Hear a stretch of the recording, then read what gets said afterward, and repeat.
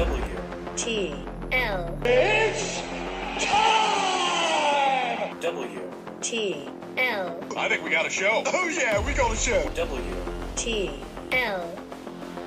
And welcome back, everybody, to WTL. Where's the line? Nebraska's first and only sports betting show. I'm your host, Ian D. Klassen, joined by Jabron. the Parlay Pounder. You got it. We're Jabron? back. We're back. We're back. Yes, we are, and we got all sorts of football to get to, so I think we just need to dive right into it, starting off with that Thursday night matchup. Yeah, Andy. New York Jets going to the Cleveland Browns.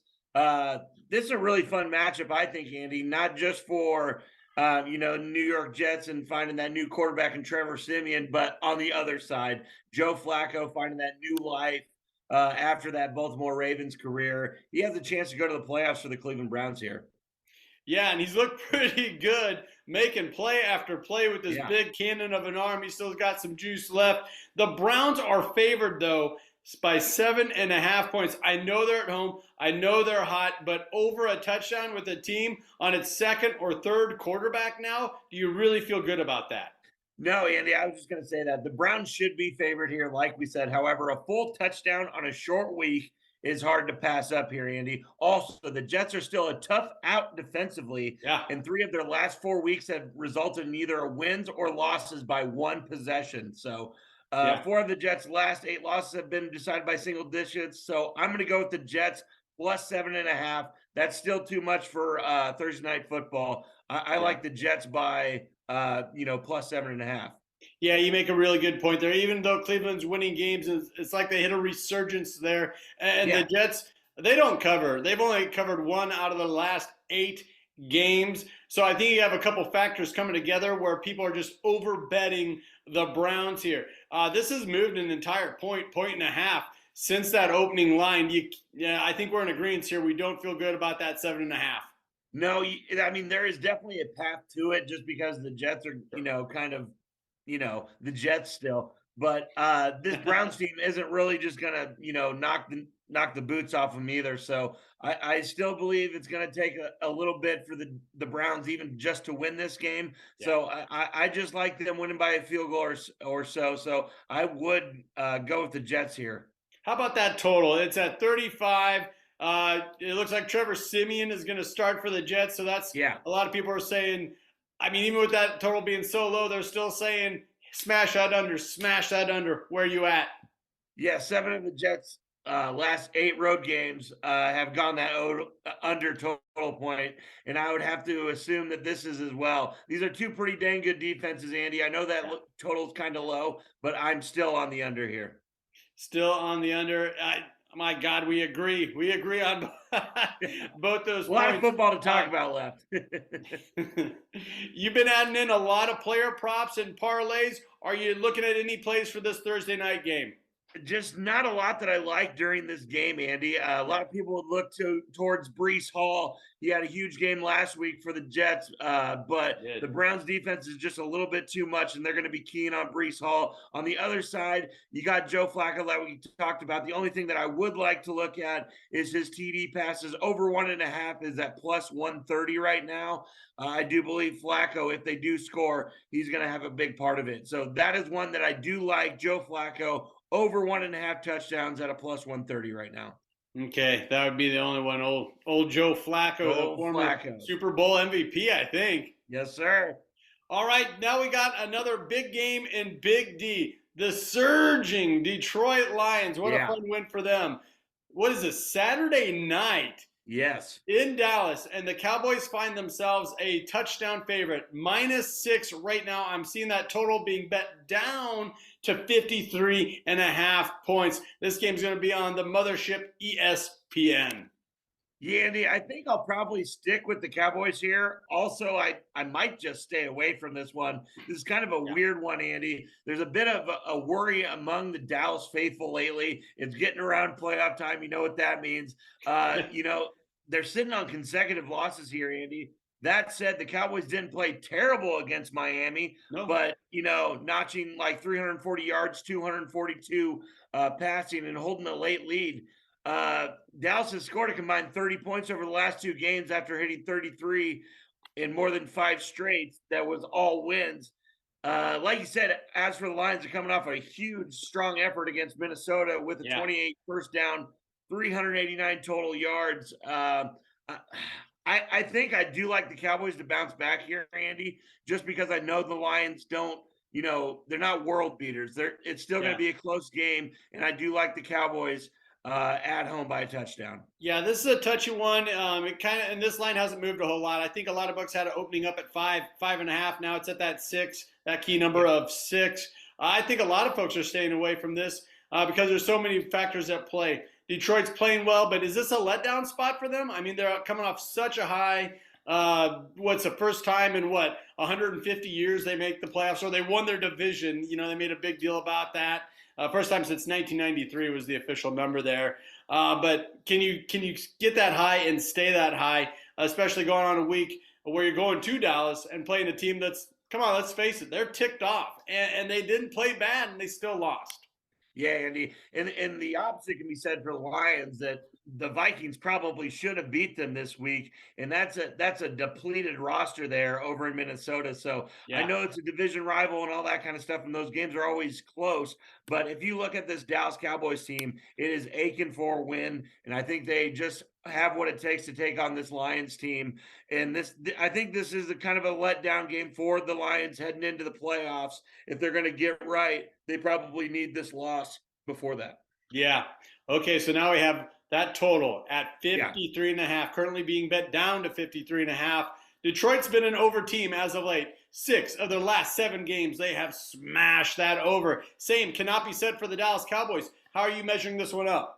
Yeah, I think the over is the play here. Detroit has combined for 72 points in their, last 2 games. So it's going to be important for Dallas to get off to a good start in this game. So I really do believe Dallas comes out with the foot on the gas and we get a whole bunch of points in this game. Dallas covers late. I like the over. Like the over. And hey, it's being bet down. That means you're laying money on the over. You're betting it back up. I love it. That's the way I do it. All right, let's move on to Sunday. Yeah. Divisional game here. This is a high noon kickoff at Raymond James Stadium over there in Tampa. The Tampa Bay Buccaneers are hosting the New Orleans Saints. Both these teams kind of surprise seasons, I would say. Yeah. Both still very much alive in the playoff picture. The Tampa Bay Buccaneers could knock out the Saints here at home. A lot of folks are saying they're going to do just that. However, they're only a 2.5-point favorite. So under that field goal at home, the Bucs are getting.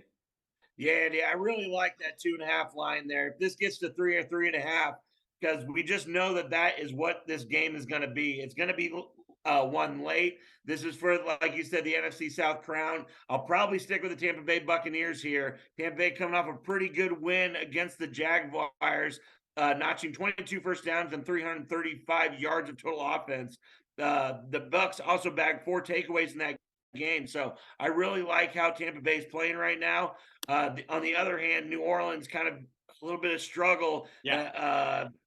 I just can't put any money on the New Orleans Saints right now and feel good about it. I really like the way Baker Mayfield has this Buccaneers team going right now. So I really like the Bucs, especially if you can get it that big at 2.5. Yeah, there's something to be said for Baker Mayfield and the performance he's had so far this season. And the Bucs have been covering 7 of the last 9 games against the spread. They have been able to cover. The same can't be said for really an up and down season, up and down type of team with the New Orleans Saints. And man, I'm just hearing more and more buzz about the quarterback play out of New Orleans and how Carr was a mistake. He's not their guy. And the opposite type of chatter is coming out of Tampa Bay. So this does feel like a game where I know it's a division type of deal. The playoffs are on the line, but I feel like Tampa Bay should get this by a field goal. Yeah, Andy, I really think it might open it up to more of that, but I wouldn't feel good about it. So if you can get it under that 2.5, the Buccaneers is definitely to play here. How about that total at 42? Let's see here. I want to look at that opening line. It looks like it stayed pretty gosh darn steady at 42. Not much movement there with the total. No, that's kind of what everybody looks at with these teams, that they score about 3 touchdowns apiece each. So it's going to come right down to it. But I do believe the over is probably going to hit, just because little tidbit here. The Buccaneers rank 32nd in the NFL in passing yards allowed. So the Saints are going to have the chance to score some points here. I just believe that they're going to make too many mistakes and the Bucks get them late. I really do believe the over is the play here with these NFC South teams. Yeah, and that's pretty interesting since New Orleans has been a traditional last couple of seasons an under team. They just do not have the high flying offense they had in the days of Drew Brees, Sean Payton, and all that jazz. It's really not even a carbon, not even a shadow of what that offense used to be. But even Derek Carr with different weapons, different receivers should be able to get you there against a suspect pass defense, as you mentioned. I agree. You don't have a parlay for us quite yet, do you? I'm gonna go one on the second segment here for our second NFL one. I'll give it to you then. Hey, I love building the suspense. So that'll give us a minute to recognize one of our fabulous partners, and that is the Nebraska Brewing Company. We've been enjoying a Bavarian wheat beer known as the EOS, an unfiltered, fresh, sweet-style Hefeweizen. Nebraska Brewing Company, world class in every glass. Don't go anywhere. This is WTL.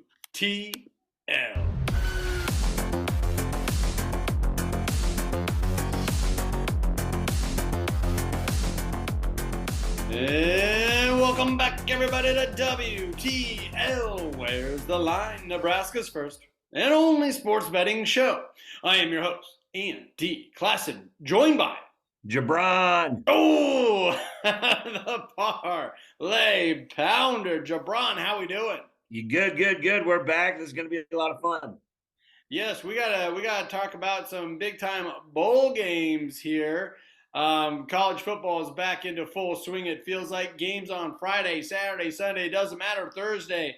But we're going to start with a Friday matchup, I believe, the old Cotton Bowl. Yeah, this is the Missouri Tigers and Ohio State squaring off with Ohio State. The Buckeyes didn't make the playoffs, so they get to go play in Jerry World for the Cotton Bowl. That's going to be Friday, 7 o'clock kickoff, and they're a 3-point favorite over the SEC Missouri Tigers. Yeah, Andy, and the way you got to look at this is the Missouri Tigers are a solid team, but this is the best defense that they have seen thus far this season. Ohio State did not lose a game until the last bout of the season to Michigan, who's in the college football playoff. But, Missouri has lost bouts to LSU and Georgia, which are, pretty good foes, obviously. Yeah. Furthermore, what I'm looking at here, Andy, while Missouri has a strong passing offense, this Buckeyes pass defense is the best in the entire country. They are, they're only conceding an average of 147 yards per game. Yeah. The reason that this spread is so low, Andy, because you would think that Ohio State maybe should have a double-digit spread against a team like Missouri.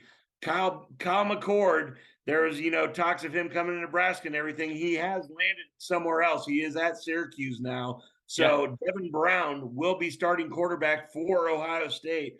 The one thing you got to know about this guy is he is considered the number one quarterback in the recruiting class of 2022. So I don't there's a huge drop off there. I expect Brown to have a successful day against this subpar Tiger defense. Yeah, this was really interesting because this line opened up about a 7-point favorite. The Buckeyes were about a full touchdown favorite. It has been bet all the way down to only being a 3-point favorite. And yeah, that's been the talk. Kyle McCord, especially around Nebraska, not going to be in there, the starting quarterback for Ohio State. But Missouri, everyone's thinking maybe they'll take advantage of this. And Missouri's been covering 5 of the last 6 games. They have covered. It's just you still feel like there's just too much firepower for Ohio State. Yeah, the big thing that I'm looking at, Andy, as of Wednesday night, Ohio State star Trayvon Henderson is practicing with the team, and there is a good chance that he is playing. The junior is one of the best running backs in the country, averaging over 6 yards a carry. This guy is he's the man. He's going to be in the NFL one day. This guy is one of the best players in college football. On the other hand, Marvin Harrison Jr., the son of the All-Pro Colts guy, I don't believe he is going to play, but I think there's too much talent on this Ohio State team, Yeah. especially with guys that are trying to prove it for next year, Right. are going to step up big for this team. I got them covering big, especially if it's this low of spread. So I love Ohio State right here. Yeah, prove it for next year, but also up their draft status. That's where, the majority of the players, that's the line they fall under, is that they want to improve their draft status, and they're going to use this one last try here with the bowl game to do just that. And it's worked out for more players than it has not. I'm kind of intrigued by this total here, set at 49. You have the Tigers. They are an over team. They smack the over week after week. The Buckeyes are the opposite, and a lot of that's due to that total getting inflated so much for the old Buckeyes. But they have not. 7 of the last 9 games for Ohio State, they have hit the under. It's about the exact opposite for Missouri. 7 of the last 10 games, they have gone over. How are you falling on this one? I really like the under here, Andy. I think that the SEC has blown this up a little bit too much. Ohio State is averaging 33 points on the season per contest. I think that's going to be a little lower without Kyle McCord and Marvin Harrison Jr. The defense, on the other hand, which mostly all their stars are there, is holding opponents to 11 points a game, Andy. Woo. This defense is not going to let anybody score on them, especially a team from the SEC, especially the Missouri Tigers. Give me that under. Give me Ohio State. Yeah, it's going to be a lot of fun. It's going to be a Jerry world. Everyone's going to be tuned in. That's Friday night. I think that's going to be just a fantastic matchup. Big Ten, SEC, the whole 9 yards. Can't wait. All righty. Awesome. Should we move on to Saturday and the Orange Bowl? Let's do it.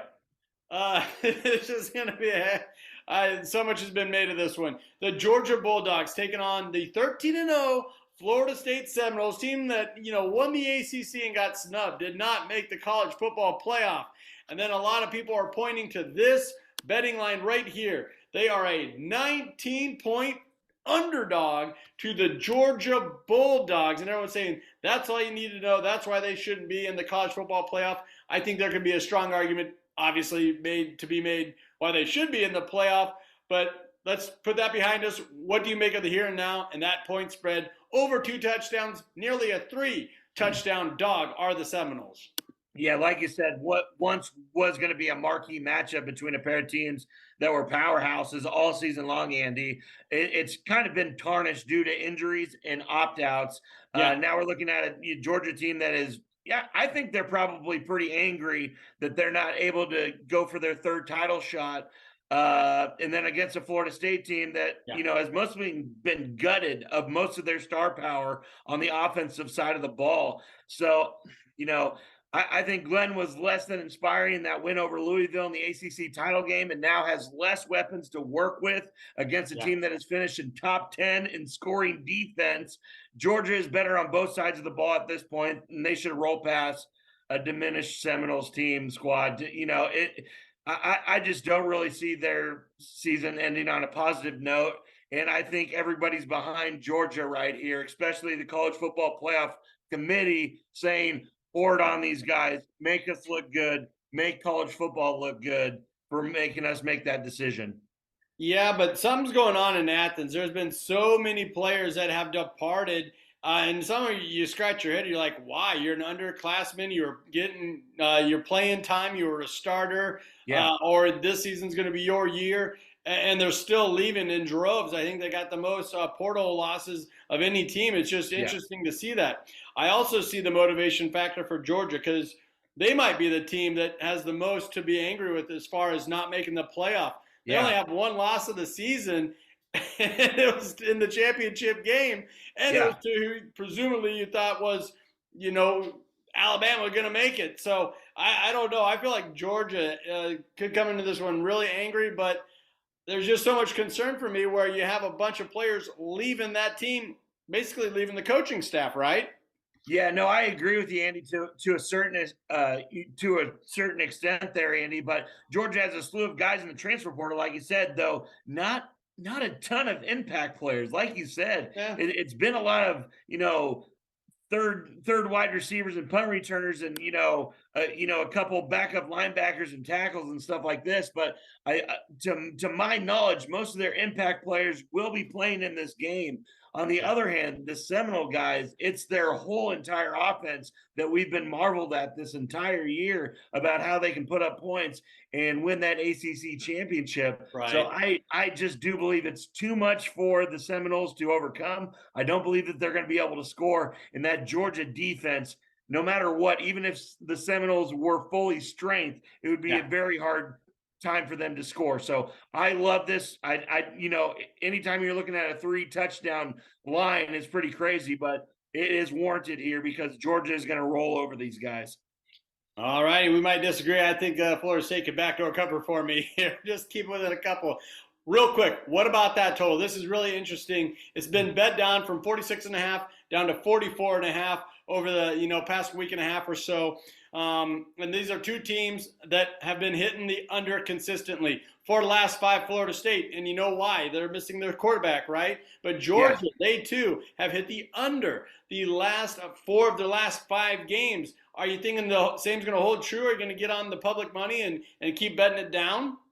I am not betting it down. I think this is going to be an over. I think it's going to be a blowout. I think Georgia is going to roll on them and get this point total themselves. I just don't believe that the Florida State Seminoles are going to be able to stop them to get them out of the end zone. I believe Georgia is going to run this baby up all night long. I love the over. I know a lot of people are betting it down, but that is against opponents like Alabama, who has one of the best defenses in the country, that you're talking about Georgia going under. I love Georgia right here. I think they're going to run all over them. I think the over hits. You're not alone. There's a healthy number of over bettors out there as well. Hey, real quick, let's talk about the Fiesta Bowl, January 1st Bowl.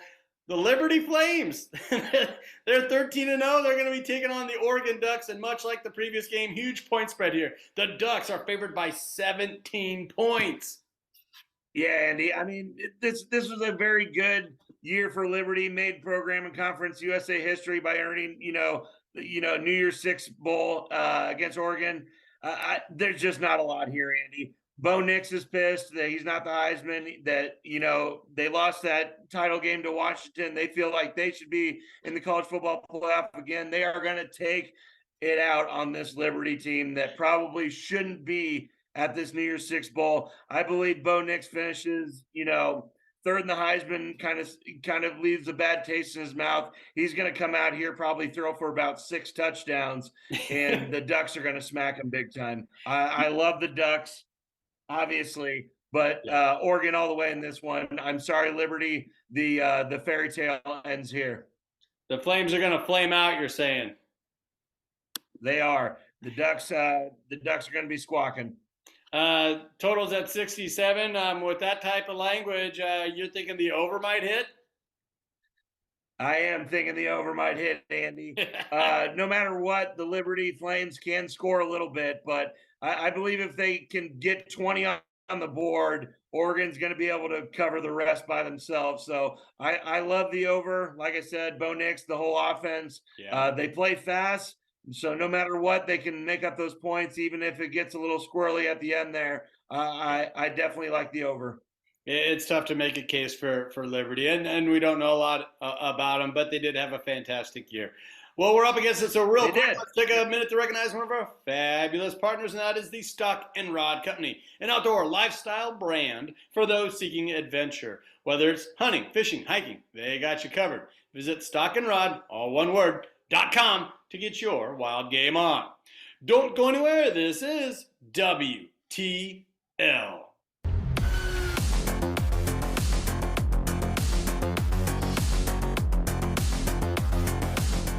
And welcome back, everybody, to WTL. That stands for Where's the Line? Nebraska's first and only sports betting show. I am your host, Andy Klassen, joined by Jabron. The Parlay Pounder. You got it. I think we need to dive into the bowl season, right? College football. And we got a January 1st bowl, a New Year's Day bowl. And, Iowa Hawkeyes. Iowa Hawkeyes. Give them their flowers, right? They did it. They made it. You can. I won't. I will. Yeah. I will give them their flowers. I mean, because they did pull it off here. Yeah. 10-3 season. They did knock off the old Corn Huskers, even though they were underdogs to the Huskers, which whatever. But they're still going to play at the illustrious Camping World Stadium for the Citrus Bowl. Yeah. They're going to be squaring off against the Tennessee Volunteers, who hadn't. Yeah, not the season they were expecting, 8-4. Right. But they are the 8.5-point favorite with a very, very low total of 36. Nothing new for the Hawkeyes. Nothing new. Might be something new for the old Volunteers, though. Yeah, like you just said, Andy, the Iowa Hawkeyes enter this game as underdogs the fourth time this season, and they've won twice. So they're 2-4 in that regard. That total is so low. Iowa is only expected to score 13.5 points. I'm going the over on that because that is plus money right there. Iowa is going to get up for this bowl game a little bit, Andy. So I do like the over on team total for Iowa. Okay, and I think I like Iowa on a couple different fronts here because, unfortunately, bowl season has really changed the last couple of seasons. It's not really a bowl season. It's more of a portal season. Yeah. Season. And Tennessee, boy, they're on the wrong end of this, unlike Ole Miss. Let me run down some of these names. Starting running back Jalen Wright, over 1,000 yards, 7 yards per carry. He's declaring for the draft. He's not going to play. A couple offensive linemen aren't going to play. The premier defensive lineman, Tyler Barron, he's a senior, 10.5 tackles for loss, 6 sacks. He's not playing. Let me get to where this really matters. Okay. The defensive backs. Kamal Hayden got hurt. He's declared for the draft. He's out. Warren Burrell, he's out. He's a redshirt senior, 91 career tackles. Diego Slaughter, another senior. He's out. Defensive back. Tamarian McDonald, a senior nickel back. He's out. Now all their backups are out too. Brandon Turngood, Deshaun Rucker, and Jack Luttrell. All these guys, defensive backs, are out. Now usually you hear all this stuff and you think, well, those are guys that didn't play. Those guys didn't matter. No, these are starters, 5th and 6th year starters, and their backups too are in the transfer portal. For sure. For that alone, even though Iowa doesn't have a passing game and their top receiver, guess what, a tight end, is also out, you can't lose that much on your defense and expect that to be the same product on the field. No, for sure not. Iowa still has a top 10 defense, only giving up 274 yards a game. That does combat with Tennessee, who is offensively very, very good, but a lot of those guys that have been churning out those yards are not going to play, like you said, Andy. I think this spread is just too big. Iowa covers this game. I do believe they probably lose at the end of it by a field goal, but they will cover. I like the Hawkeyes to cover for sure. I really thought we were going to get it to argue here because I had Iowa covering this as well, just because of all the losses they have on the defensive side. Not that Iowa's been turning out any. Their leading receiver, which I mentioned, was a tight end, only had 299 yards on the season. Less than 300 yards was their leading receiver. And I went to do some research on this game. Before we go on air, we do research a little bit. Iowa's headline last 4 days was, we signed a punter from Australia. Their headline was, we got a punter. That is an international punter. Boom. You can't make this stuff up. That is their MVP this year anyways, is their punter. Well, and I guess this guy from Australia is going to be their MVP next year. I get it. Should we get into another January 1st bowl? Let's get into a game that matters. Oh, ouch.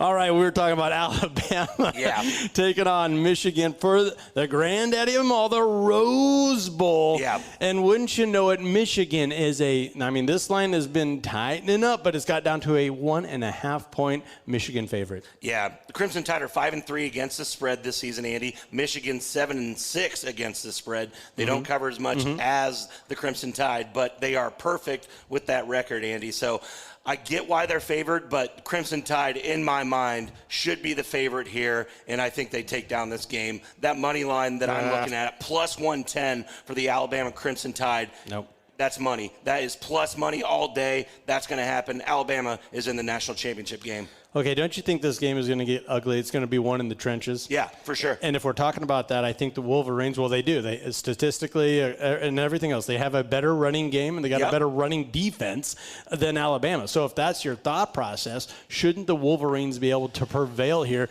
and win by more than 1.5 points? I just don't like betting against Nick Saban when he has time to prepare for this game. Harbaugh is going to get a little crazy in this game.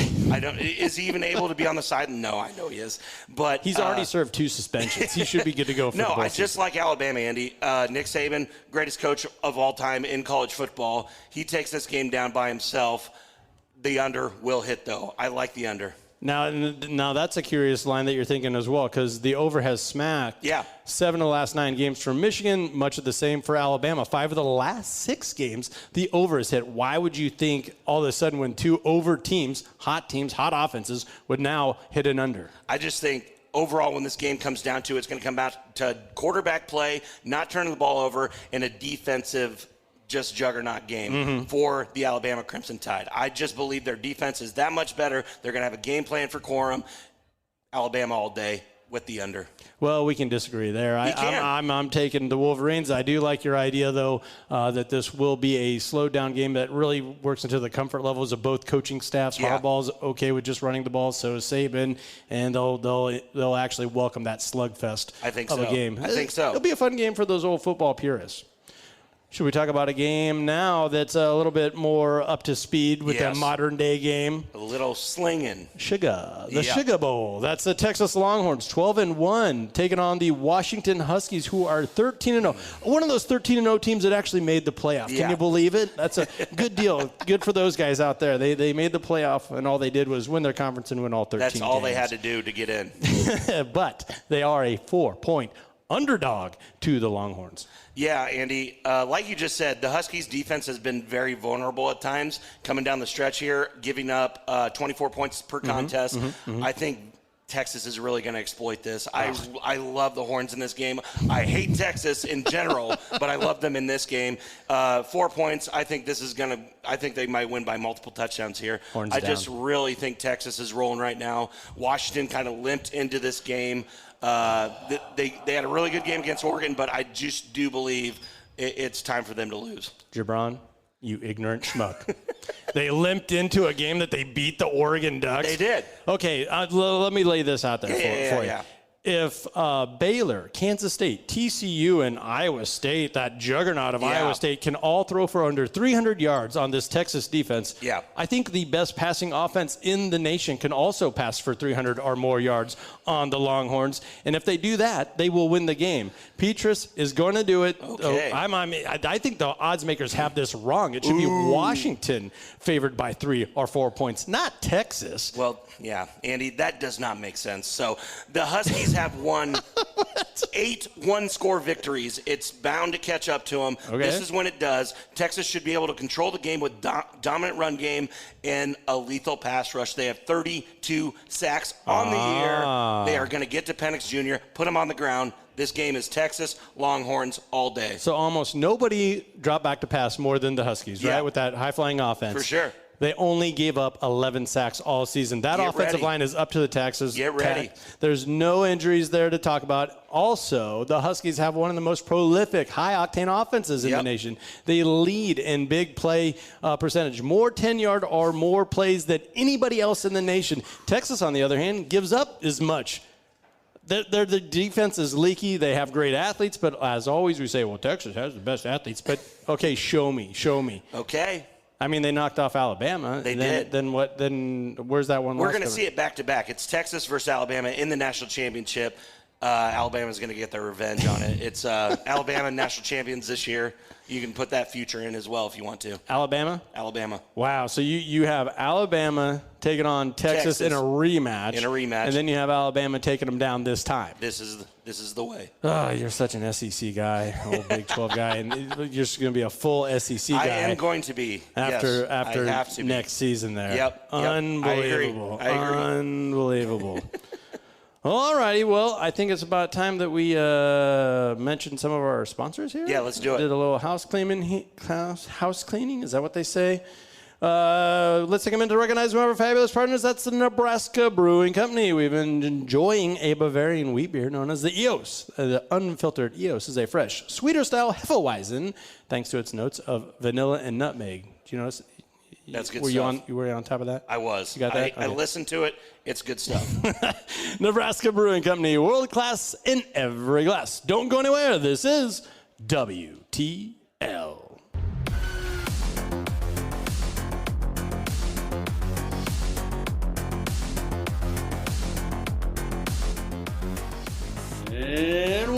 Welcome back, everybody, to WTL. Where's the line? Nebraska's first and only sports betting show. I'm your host, Ian D. Klassen, joined by Jabron. Oh, the parlay, the pounder. You got it. You got it. And you are going to bless the listening audience with a parlay play here, right? Yes, NFL, last NFL slate. Got to do it. Got a parlay for you guys.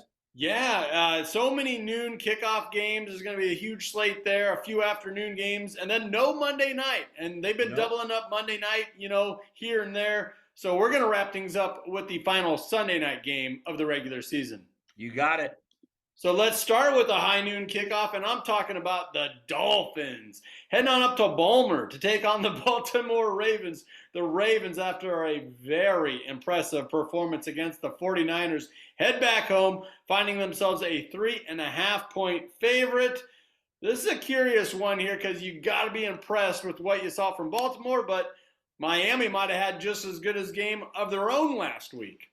Yeah, Andy, this game should be primetime. I don't know what the NFL is doing. They needed to flex this in, get that Vikings-Packer game off the air and put this one right where it needs to be. Like you said, the Ravens made a statement on Christmas when they outplayed the 49ers. The Ravens, I believe, have took the crown as the best team in the NFL. Lamar Jackson deserved to be the MVP front runner right now. Miami finally beat a good team last week, but I think they're just going to be a little bit outmatched by the Baltimore Ravens. Miami was, like I said, impressive last week, but Jalen Waddle has an ankle injury, and it's likely Tyreek Hill still isn't 100%. I think Baltimore is fired up, being the best team in the NFL. Dolphins are kind of getting by right now. Yeah. I think Lamar Jackson and company really take this one. I do feel like this is in no way, shape, or form a letdown type of a game for Baltimore. That's not their style. That's not who they are. They want to keep the pedal to the metal. And Miami, they're fun, aren't they? Yeah. Head coach Mike McDaniels talking smack to Dan Marino on the sideline. Like, what are you doing, sir? Love that. Love that guy. He's the man, especially just making it fun for you can tell he really connects with his young players, and that's how you make a team fun. And the Miami Dolphins can cause a lot of havoc here in the AFC. I just believe the Ravens are the more well-oiled machine and get down to business a lot earlier in the game than the Miami Dolphins do. Now, the Dolphins, they're an over team. They've been smacking the over consistently throughout the season. No surprises there. But Baltimore has hit the over 6 of their last 9 games. I'm looking at a total at 47 right now. Jabron, how are you leaning? I think it's, 47. I think it probably does go over that. I think it gets to the 50 range, Andy.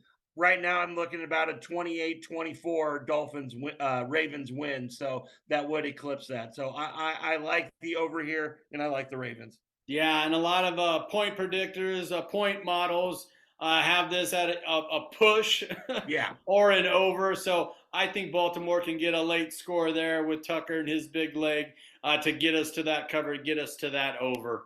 I agree, Andy. That's a good point there. Should we move on to one of the afternoon games? Let's do it. This game had all the makings in the preseason that this is the one you circle, this is the one you want, this is prime time. But I don't know, a couple of teams that have kind of fizzled out here. The Cincinnati Bengals taking on the very angry Kansas City Chiefs. Chiefs are still 9-6, all that stuff. They're at home playing a beat-up Bengals team, but the Bengals will not go away. They're 8-7 right now. However, the Chiefs are still that full touchdown favorite, 7-point favorite, which is what I'm looking at. Yeah, Andy, you would think that this would have been the AFC championship match that everybody would like to see, but it's actually the game before that we just talked about, Ravens-Dolphins, which is the more likely to happen for that AFC championship game. The Chiefs are on the verge of winning their 8th consecutive AFC West title, Andy, but I think the frustrations are really starting to boil over here as they've lost 3 of their last 4 games. The wide receiver production is what everybody's raving about. They can't get open. The wide receiving corps struggles to separate from coverage and drops the passes at a high rate. Yeah. I do believe they gimp by here, Andy. I do believe that Bengals will cover this 7 points, but I do believe the Chiefs win. The injury bug is just really taking its toll on that Bengals team.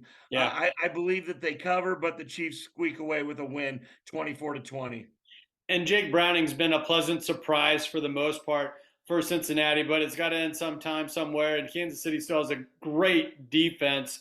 And I think those frustrations really are boiling over, and they have been for that offense. And you can go back to that last that game where they lined up offsides. Tooney, Yeah. the receiver, that's the receiver's fault. Yeah. And I thought Patrick Mahomes, where he was yelling at the refs and this and that, he was doing that because he couldn't yell at his teammates. That's how I feel. I think he didn't want to be overtly angry with his guys, so he had to pick on the refs or whatever. But there's something going on there in Kansas City, and I almost feel like this is a spot where it could feel like a get-right game. Not that the Bengals are going to be letting off the gas or rolling over or anything like that, but we know when things go right for the Chiefs, man, can it snowball, and what better time heading into the playoffs, looking for another division title, and you get the beat-up Bengals at home. Yeah, no, I just really do believe everything he said there, and he really encapsulate this game. And the Bengals and Jake Browning were exposed on a road, tough team with the Steelers last week. I think Patrick Mahomes is going to be fighting for his playoff positioning and his dignity at this point, to save his kind of safe face for the Chiefs. Right, to kind of get back in it. Surprisingly enough, Cincinnati has been smacking the over lately. 6 of the last 7 games they have. Kansas City, not the same story by a country mile. But this isn't out there. This is only at 44.5. With all that's been said thus far, are you thinking the over is going to hit? I do believe the over is going to hit, Andy. I got the Chiefs 26, Bengals 20 right now, so that would be right there on that line. I do believe the Chiefs probably get over 28 points. I think it's safe to say the over will hit. Yeah. More money is being bet in on the under, but hey, that's nothing new for Jabron, the parlay pounder. Yeah. Zigging when they're zagging, sticking with the over. Yeah, no, just I believe that the Chiefs can get some touchdowns, and that'll go a long way. So I like the over. All righty, well, let's move on to that Sunday night game we talked about, an NFC clash, and I just don't think this game is exactly what the NFL had in mind when they did the scheduling of preseason. You have 2 teams that are under 500 here to wrap up the NFL season. Packers are 7-8. The Vikings are 7-8, and somehow, some way, they are a 2-point favorite. I think it's because they're at home. Yeah, I do too, Andy. That and mixed with the Packers had bad recent losses to the Giants and the Buccaneers. They barely beat the Panthers last week. With that said, the Vikings have fallen off a cliff over the last month, Andy. And the quarterback is where it's at. I was watching this past Sunday with our dad, who's a huge Vikings fan, and he could just not watch Nick Mullins anymore. It just made him sick.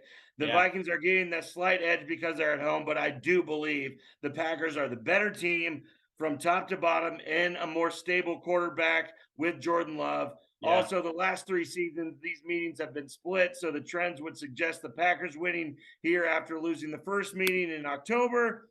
Give me those points, Andy. Packers roll. It pains me to go against the Vikings, but I just think they're a more stable team, and they're going to win this game. Yeah, and the Vikings are only 2.